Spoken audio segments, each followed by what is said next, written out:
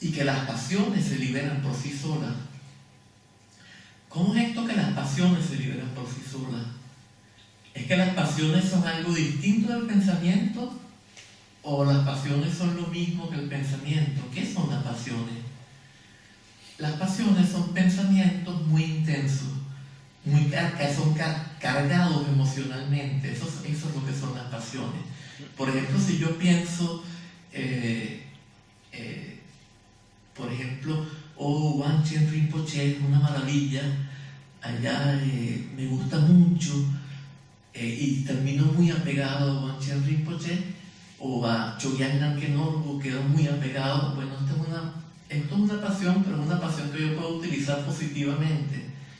Cuando yo me apego a mi novia, a mi esposa, y empiezo a sentir celos, incluso eso puede pasar con un maestro también. Si esto se transforma en algo que comienza a producir celos, etcétera, ya se transforma en una pasión negativa. ¿Por qué? Porque ya yo tomo esto como una cuestión muy personal y le doy mucha intensidad. Entonces es un pensamiento que está muy cargado, es un pensamiento con mucha intensidad.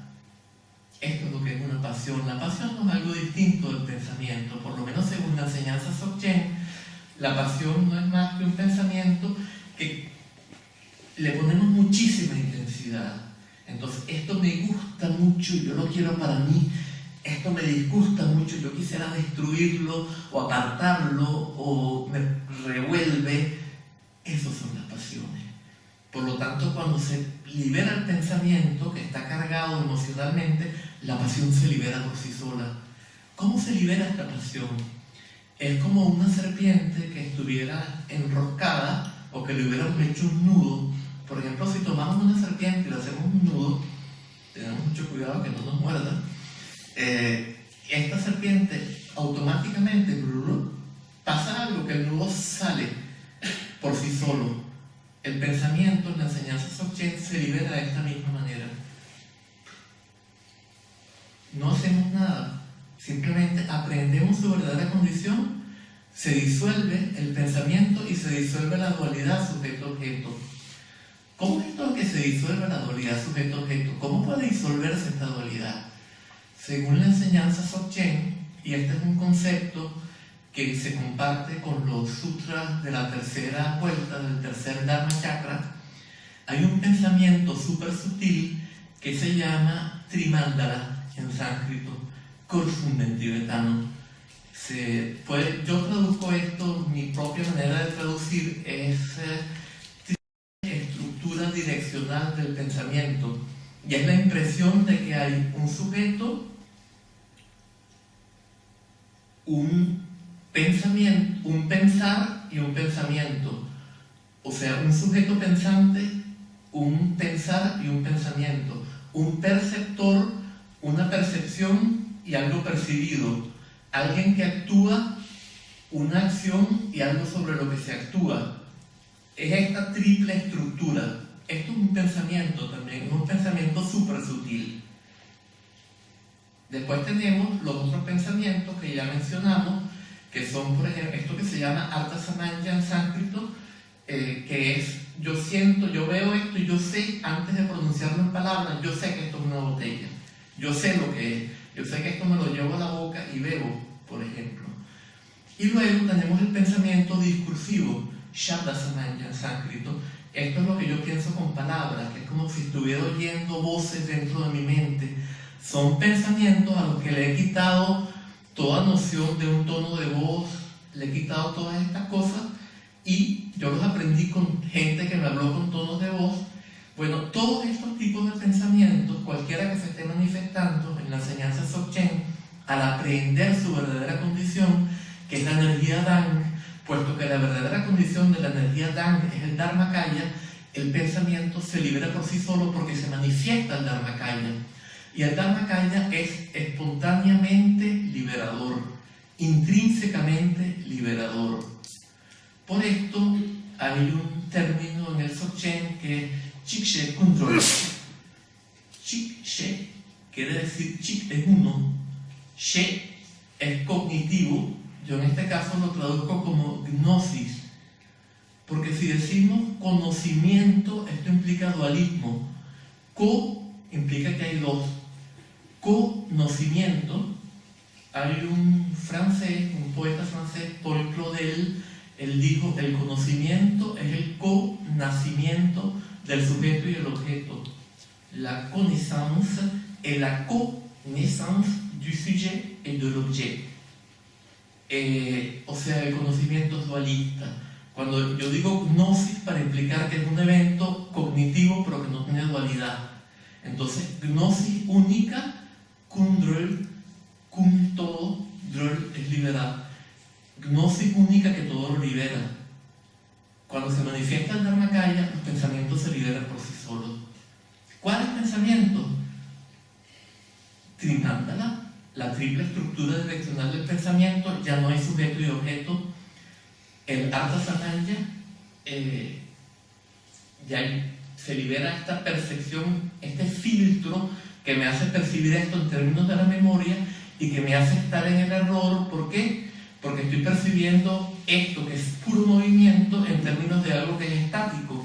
Estoy percibiendo esto que es analógico en términos de algo que es digital. Estoy confundido. Hay este error que se llama viplava, ¿verdad? Y el pensamiento discursivo, este que dice mañana yo quisiera ir a comprar una botella de agua porque se me está acabando, también se libera por sí solo. Cualquier pensamiento que se manifieste en esta práctica de Dzogchen, en esta práctica de contemplación, al yo aprender su verdadera condición, se manifiesta el Dharmakaya y los tres tipos de pensamientos se liberan, cualquiera que esté manifiesto. Un principiante, por supuesto, no tiene capacidad de lograr que se libere un pensamiento intuitivo, ni menos aún este Trimandala. Eso es absolutamente imposible. Un principiante, pero que ya no permanezca en la duda y haya sido introducido de veras a la enseñanza Dzogchen, a la contemplación del Dzogchen, en particular a la práctica del Trekchö, pues si tiene ya esta capacidad de liberación, va a ser capaz inicialmente de lograr que se liberen por sí solos los pensamientos discursivos, porque él ni siquiera se va a dar cuenta de que hay otros por debajo. Es como el mar. Si yo veo el mar, yo veo las olas, pero yo no veo las corrientes subterráneas. Solamente cuando las olas se han calmado, puede que yo pueda ver las corrientes subterráneas. O sea, es como si los pensamientos discursivos fueran la parte más superficial de la mente.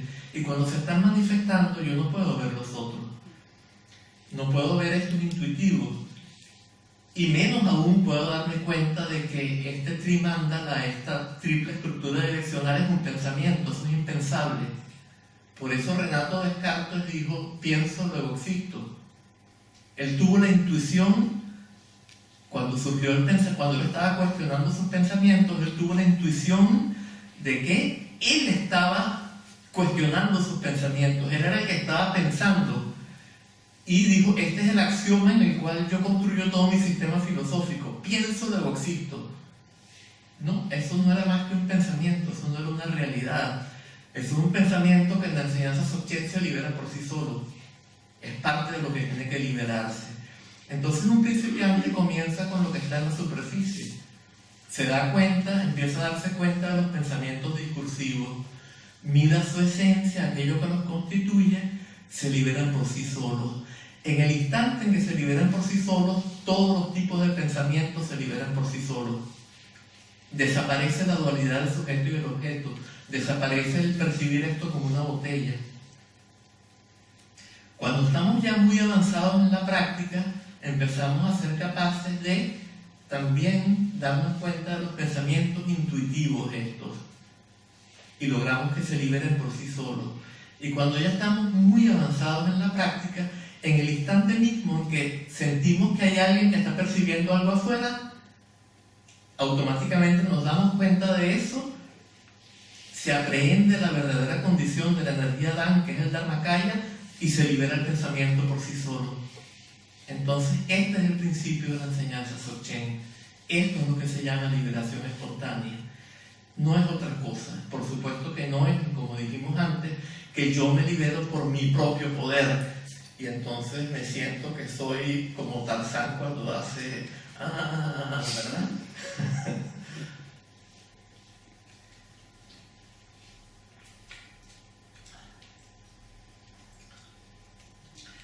Bien. El tercer elemento entonces del sendero viene siendo el Chöpa, que es el comportamiento. El comportamiento viene siendo, en todas las tradiciones, algo que yo regulo mi conducta de una manera intencional. Entonces, por ejemplo, si yo soy monje, yo tengo que mantener todos mis preceptos. Tradicionalmente, si uno era monje, por ejemplo, en la tradición Theravada, se suponía que uno tenía que siempre tener una actitud muy subyugada, mirar al suelo, siempre no acercarse a una persona del sexo contrario a menos de 3 metros. Hay una regulación, hay que tener el hábito que nunca suba por encima del tobillo, etc. Hay una cantidad de reglas bastante estrictas en términos de las cuales yo tengo que regular mi conducta. Si yo soy practicante del Mahayana, ahí el punto de vista es diferente, ya no tengo una regulación de este tipo, pero tengo que aplicar el principio de todas maneras, el principio según el cual yo tengo que hacer todo lo necesario por beneficiar a otros y por lograr la realización de otros, incluso a costa de mi propio sacrificio. Y esto también es un principio de la conducta en base al cual yo tengo que regularla. Entonces aquí hay una conducta regulada intencionalmente. En los tantras externos también se supone que yo me visto de blanco, que yo hago muchas abluciones, que no evito todo lo que no sean comidas blancas. También hay una cantidad de reglas de comportamiento.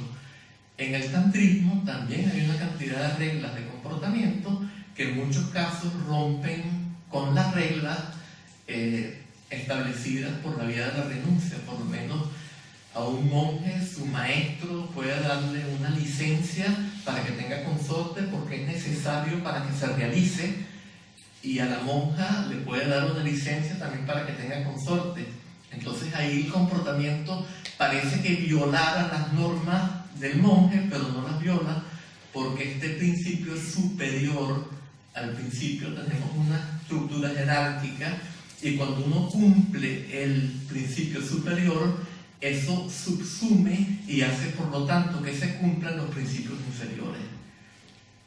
La enseñanza Dzogchen no tiene un principio de comportamiento de esta manera. Entonces, ¿en qué consiste el comportamiento del Dzogchen? El comportamiento del Dzogchen no es más que mantener la contemplación en nuestra vida diaria, o sea, más allá de las sesiones de contemplación. Vamos a ver si queda esto claro.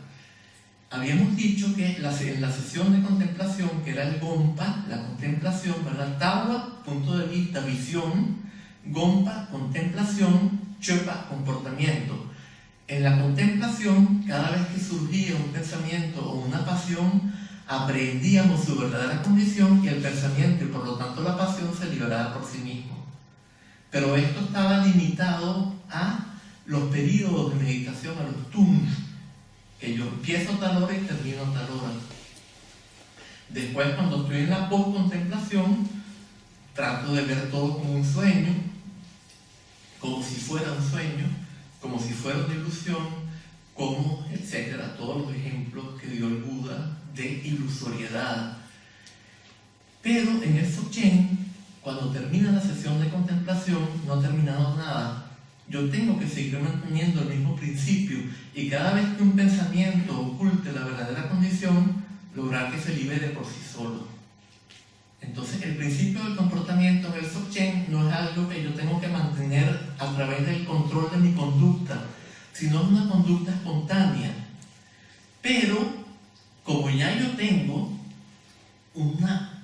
primero tuve la introducción directa, ¿verdad? O sea, tuve el Tawa, introducción directa, no permanecer en la duda. Después tuve el Gompa, de la contemplación, y los pensamientos se liberaban y se liberaban, y las pasiones se liberaban y se liberaban, y cada vez que las pasiones se liberaban, se neutralizaban, en cierta medida, el karma, los obstáculos, los avaranas, tenemos los klesha varanas y los ñeña varanas, o sea, los obstáculos a la gnosis primordial, que son los que lo ocultan, las vasanas, que son las tendencias kármicas, todo eso se libera, y cada vez que se libera se va neutralizando un poquitito eso, y por lo tanto nos vamos familiarizando más con este estado y vamos quemando karma. Y entonces, cuando ya estamos en capacidad de aplicar el comportamiento, en este punto podemos permitir que se manifieste espontáneamente cualquier cosa que se manifieste. ¿Por qué? Porque ya lo que se va a manifestar no es algo que vaya a dañar a nadie, porque estamos muy familiarizados con la condición primordial. Y según la enseñanza Dzogchen, en la condición primordial son inherentes todas las cualidades del Mahayana, los 6 paramitas, los 4 inconmensurables, y todo lo que en el Mahayana se desarrolla de manera intencional, en verdad era por imitación de la conducta de un Buda, de la forma de manifestarse de un Buda. Pero el Buda se manifiesta de esa manera porque eso es inherente a la naturaleza búdica. Entonces es por esto que se manifiesta todo esto en un Buda. Según la enseñanza Dzogchen, entonces yo puedo tener este comportamiento porque ya, si estoy en esa condición de Tawa, no tengo ego. Si no tengo ego, no tengo egoísmo. Si no tengo egoísmo, no puedo querer dañar a alguien para beneficiarme yo. Si no tengo ego, el universo entero es mi propio cuerpo. Los intereses de los demás son mis propios intereses. Y todo lo que yo haga surge espontáneamente por el bien de otros. Ya nunca surge más nada por mi propio interés. Entonces, por esto no hace falta controlar el comportamiento. Y por esto se habla del comportamiento de Samantabhadra. Samantabhadra significa todo bueno. ¿Y todo bueno qué significa? Que todo lo que surge en el comportamiento de alguien que se mantenga en el estado primordial es naturalmente bueno, porque es naturalmente beneficioso para todos los seres, para sí mismo, para todos los seres y para el universo entero, para el ecosistema también. ¿Por qué? Porque el daño que le estamos creando al ecosistema en este momento, ¿de dónde surge? Surge del error llamado avidya también. Surge de todo esto mismo. Nosotros no sentimos el trimandala la triple estructura direccional esta de la experiencia, sentimos que somos un sujeto, que allá está el objeto, y esto ha llegado a tal grado de desarrollo que sentimos que el objeto es algo a lo cual tenemos que sacarle el jugo y arrancarle todo lo que podamos arrancarle para beneficiarnos nosotros, y que todo aquello que pone en peligro nuestra supervivencia o que nos molesta, tenemos que destruirlo. Y entonces destruimos los fenómenos naturales. En el Tíbet, por ejemplo, la montaña era el guardián. Nadie quería hacerle daño a la montaña. Los fenómenos naturales se los respetaba. También en las tradiciones indígenas, los fenómenos naturales tienen subjetividad, se respetan. La actitud del hombre moderno es que ha llevado, el ser humano moderno es que ha llevado a un extremo el error llamado avidya. Estamos en el fin del Kali Yuga, que es cuando este error alcanza su grado máximo y se transforma en algo totalmente destructivo, y por esto se demuestra que no funciona. Y es por eso que estamos destruyendo el ecosistema. Entonces, cuando nos familiarizamos muchísimo con la verdadera condición y los pensamientos se han liberado muchísimo y manifestamos la conducta de Samantabhadra, por supuesto que al no sentirnos separados del ecosistema, el ecosistema es parte de nosotros, nosotros lo cuidamos de manera natural en vez de destruirlo. Y verdaderamente por esto es que solamente la generalización de las enseñanzas budistas podrían permitir que dejemos de destruir este mundo y por lo tanto que haya una regeneración de este ecosistema que está hoy en día prácticamente al borde del colapso. Bien, volviendo a lo que decíamos entonces, la conducta de Samantabhadra es esto: todo bueno, porque cuando estamos en este estado todo lo que surge es bueno. No es bueno porque tengamos el concepto de que hay algo bueno y algo malo, y yo me voy por lo bueno y rechazo lo malo. Es bueno porque yo no rechazo es bueno porque estoy más allá del dualismo que opone el bien al mal. ¿Por qué? Porque si yo trato de destruir lo malo, si yo tengo el concepto de que hay algo malo y quiero destruirlo, siempre voy a pensar que lo malo es el otro y lo bueno soy yo. Y entonces tenemos allí el principio del holocausto, ¿no? Los nazis, los malos eran los judíos, y había que destruirlos y había que construir hornos crematorios para quemarlos allí. Ese es el principio de ir en contra del mal. Yendo en contra del mal, yo creo el mal mayor. Siempre este es el principio. Cuando yo voy en contra del mal, yo voy en contra de algo, todo lo que yo siento que hay de malo en mí mismo, yo quiero verlo como algo que es otro allá, y entonces trato de destruirlo destruyendo a ese otro, de castigarlo castigando a ese otro. Es el principio de lo que el psicólogo o psiquiatra Carl Jung llamó la sombra. Claro, él vio la sombra como algo que era heredado de los instintos violentos de nuestros ancestros animales, pero esto no es así en la enseñanza budista.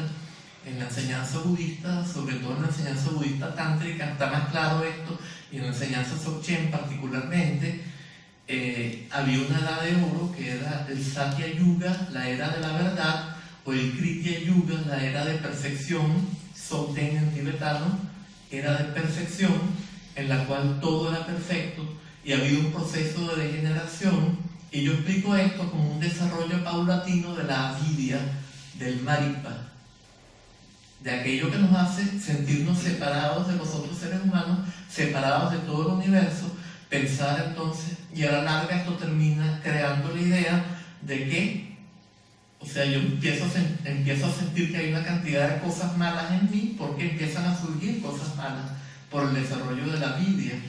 Y una vez que yo siento que hay cosas malas en mí, quiero verlas como la verdadera naturaleza de otras personas y destruir esto destruyendo a esas otras personas. Entonces la conducta de Samantabhadra es todo buena. ¿Por qué? Porque está más allá del bien y el mal. Esa es la paradoja. Parece que si estuviéramos más allá del bien y el mal, fuera a surgir un demonio que está en el fondo de nosotros, pero en el fondo de nosotros no hay un demonio, en el fondo de nosotros está la naturaleza búdica. Y esa es la característica esencial de la enseñanza Dzogchen. Cuando se manifiesta la naturaleza búdica, ella es todo buena. La naturaleza búdica es Samantabhadra, todo bien, todo bueno. Esa es la naturaleza, se representa la naturaleza búdica con Samantabhadra en la enseñanza Dzogchen. Y por esto está esta naturaleza que es todo buena. No tengo ninguna idea preconcebida. Todo lo que se manifiesta está bien. Si salto, no tengo que mantener una conducta predeterminada, pero todo lo que se manifieste es por el bien de todos los seres. Entonces un maestro puede ser muy fiero, a lo mejor tiene que darle un palo a alguien para ayudarlo a que se libere, le da el palo, puede que los demás lo vean como muy malo porque le dio el palo, pero eso también es la conducta de Samantabhadra. Claro, ya en el caso de un gran maestro ya va más allá del Chöpa, eso sería Tile, serían ya las actividades espontáneas de un Buda, que están más allá del Trimandana este famoso, de esa triple estructura direccional de la experiencia. Ya todo pasa solo, ya se neutralizaron todos los karmas y todo pasa por sí solo. Por lo menos esta es la explicación que se da en la enseñanza Dzogchen. Bien, entonces esta naturaleza búdica, por supuesto, es la famosa Tathagata.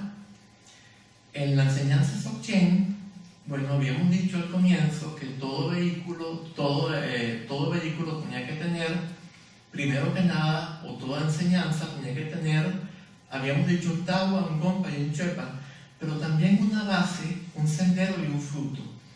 Es en verdad el sendero el que tiene estos tres aspectos, que son el tawa, el gompa y el chöpa, o sea, la visión o el punto de vista, la meditación o la contemplación y el comportamiento. También hay una base, un sendero y un fruto. En la enseñanza Dzogchen, la base es el Tathagata Garbha. La base es Kuntu Sampo, o sea, la base es Samantabhadra. Esta es la base. la verdadera condición que es todo buena. El mal surge de que eso se ha ocultado y de que la avidia no solo se ha ocultado, la avidia no es solo ignorancia de nuestra verdadera condición, sino que es también error, lo que decíamos antes. Y ese error hace que nos sintamos que somos un ego y que empecemos a estar dispuestos a dañar a otros para beneficiar a nuestro propio ego. ¿Cuando qué? Cuando ese error se desarrolla mucho ya, a medida que van pasando los distintos yugas, las distintas edades, se va desarrollando esto cada vez más y más, y en el Kali Yuga ya están las pasiones desatadas en un grado tremendo, y los seres humanos se matan los unos a los otros constantemente, destruimos el medio ambiente, pero eso tiene la ventaja de que demuestra que había un error en la base de todo lo que nosotros hemos hecho, y esto es lo que nos da la posibilidad de buscar otra vez el Dharma y de esta manera lograr liberarnos y volver a contactar con nuestra verdadera condición. Y por esto en la enseñanza Dzogchen hay una profecía según la cual sería justamente al final del Kali Yuga cuando la enseñanza Dzogchen se iba a generalizar más que nunca, y esto iba a permitir que mucha gente se liberara. Y hay una cosa curiosa en esta profecía, que es que más seres del sexo femenino se iban a liberar del sexo masculino. Bien, entonces esta Tathagata Garbha, por ejemplo, si nosotros nos vamos a Uttara Tantra, que es un texto característico que contiene la esencia de todos los Tathagata Garbha Sutras concentrados, un texto de Maitreya, Asanga, Maitreya y Asanga, digamos, allí se dan varios ejemplos de la Tathagata Garbha. Hay un ejemplo en el cual la Tathagata Garbha es como una semilla y el fruto de la budeidad es como un árbol que surge de la semilla, una planta que surge de la semilla. Allí tenemos el concepto de potencia y acto. Allí la Tathagata Garbha es algo que está en potencia y que tiene que desarrollarse para llegar a estar en acto. ¿Y cómo tiene que desarrollarse? Con la práctica. ¿Y en qué consiste la práctica? Bueno, si es en el Mahayana, hay toda una cantidad de prácticas establecidas en todos los sutras del Mahayana que comprenden una forma de, o sea, un tawa, un gompa y un chepa, un punto de vista intelectual, una forma de meditar y una forma de comportarse. Y a través de estas tres, entonces yo creo una cantidad de condiciones secundarias para que esa semilla germine. Le doy calor, le pongo agua, le doy luz solar, le doy todas las condiciones para que la semilla germine en el tiempo, y por lo tanto de la causa se produzca un fruto. Pero la naturaleza búdica no puede ser un fruto de una causa, porque todo lo que es causado es sánscrita, es duche, es condicionado, creado, producido, hecho, intencional, y eso es el samsara. Eso es todo lo que es sánscrita es transitorio, y todo lo que es transitorio no puede ser la liberación definitiva, que no es transitoria, no hay vuelta atrás. Si la liberación fuera sánscrita, yo la tendría por un momento y volvería, sería un Buda un ratito y volvería otra vez al samsara, y no me habría liberado, no habría liberación para el samsara. Por lo tanto, en este caso, en la enseñanza Dzogchen se utiliza la otra explicación que está también en el Tathagata Garbha Sutra, el sol y las nubes. O sea, las dos coexisten en el Mahayana. O sea que está clarísimo que el Buda tenía, por supuesto, este conocimiento del Dzogchen. Su liberación fue espontánea. Él tenía este conocimiento del Dzogchen. Él tenía este conocimiento de nuestra verdadera condición. Si no lo hubiera tenido, no hubiera sido un Buda. Tenía el Tawa, el Gompa, el Chepa, y había ido mucho más allá de eso. Tenía el Timle, estas actividades espontáneas, más allá de esta triple estructura direccional de la experiencia. Tenía todo esto. Y por lo tanto, enseñó también en los sutras, y Maitreya lo transmite en el, saca esto en el Uttara Tantra, este otro ejemplo, que es que si nosotros estamos aquí y arriba está el sol, también pasan nubes que ocultan el sol, pero el sol siempre estaba allí antes de que pasaran las nubes y va a volver a estar cuando se vayan las nubes. Por lo tanto, en este caso, la naturaleza búdica es el sol, y el sol no es como una semilla que tiene que germinar por una cantidad de causas secundarias, sino que la naturaleza búdica siempre estuvo allí y simplemente cuando se vayan las nubes se va a manifestar. ¿Y cómo se van a ir las nubes? Por su liberación espontánea. Las nubes son los pensamientos y los pensamientos se van a liberar por sí solos, y cuando los pensamientos se liberen por sí solos, los tres tipos de pensamientos, los discursivos, los intuitivos y esta triple estructura, se liberan en los tres tipos de nubes, las que están más abajo, las que están en el medio, las que están más arriba, todas al mismo tiempo, y se manifiesta el sol una y otra vez hasta que se quemen todas las propensiones para que se manifiesten las nubes, y por lo tanto se queda el sol brillando para siempre. Y esto es la budidad. Cuando se han quemado todos los avaranas, todos los obstáculos, klesha varanas primero, en términos del Mahayana, los 7 primeros bhumis, estadios del Bodhisattva, se van quemando los klesha varanas, y luego en los 3 últimos bhumis se van quemando los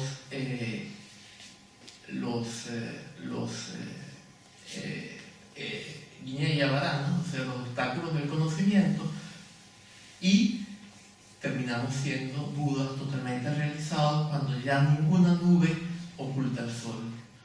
Entonces, más o menos esto viene siendo el principio del Dzogchen. Cuando nosotros hablamos de base, sendero y fruto, entonces tenemos